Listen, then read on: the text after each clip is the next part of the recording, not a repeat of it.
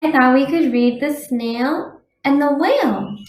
It's one of my favorite books by Julia Donaldson.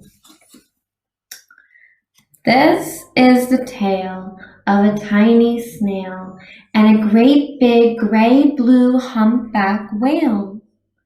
This is the rock as black as soot, and this is a snail with an itchy foot. The sea snail slithered all over the rock and gazed at the sea and the ships in the dock. And as she gazed, she sniffed and sighed, "The sea is deep and the world is wide. How I long to sail," said the tiny snail.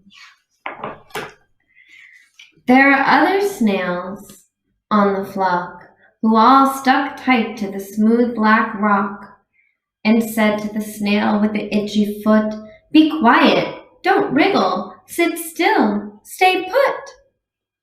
The tiny sea snail sighed and sniffed, then cried, "I've got it, I'll hitch a lift." And this is the trail of the tiny snail, a silvery trail that looped and curled and said, "Lift wanted around the world."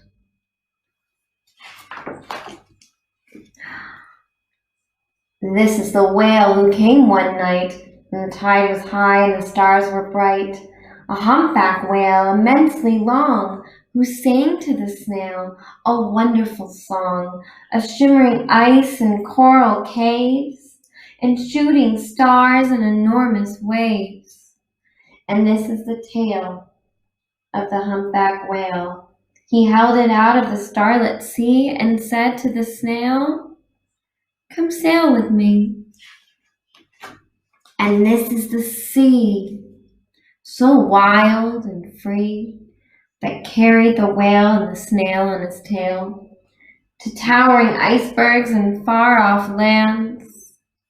What do you see? Do you see the penguins? With fiery mountains and golden sands. Look, a monkey. These are the waves that arched and crashed, that foamed and frolicked and sprayed and splashed the tiny snail and the tail of the whale. These are the caves beneath the waves, where stripy fish with feathery fins and sharks with hideous toothy grins swam round the whale and the snail on its tail. This is the sky, so vast and high, sometimes sunny, blue, and warm, sometimes filled with a thunderstorm, with zigzag lightning flashing and frightening the tiny snail on the tail of the whale. And she gazed at the sky, the sea, the land, the waves and the caves and the golden sand. She gazed and gazed, amazed by it all. She said to the whale, "I feel so small." But then came the day. The whale lost his way. These are the speedboats running a race, zigging and zooming all over the place, upsetting the whale with their ear-splitting roar, making him swim too close to the shore. This is the tide slipping away. And this is the whale lying beached in the bay. "Quick, off the sand, back to the sea," cried the snail. "I can't move on land, I'm too big," moaned the whale. The snail felt helpless and terribly small, and then, "I've got it," she cried, and started to crawl. "I must not fail," said the tiny snail. This is the bell on the school in the bay, ringing the children in from their play. This is the teacher holding her chalk, telling the children, "Sit straight, don't talk." And this is the board as black as soot. This is the snail with the itchy foot. "A snail, a snail!" The teacher turns pale. "Look," say the children, "he's leaving a trail." And this is the trail of the tiny snail, a silvery trail saying, "Save the whale."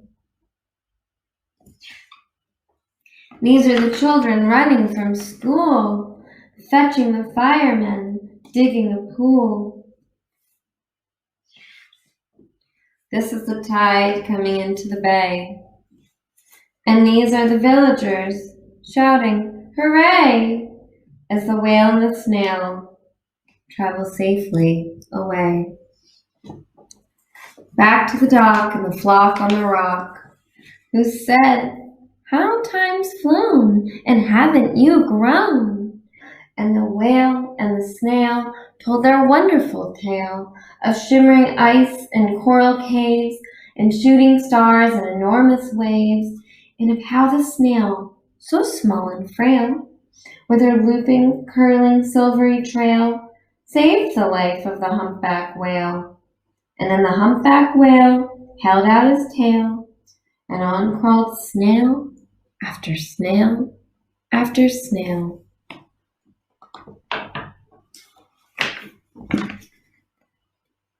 The end.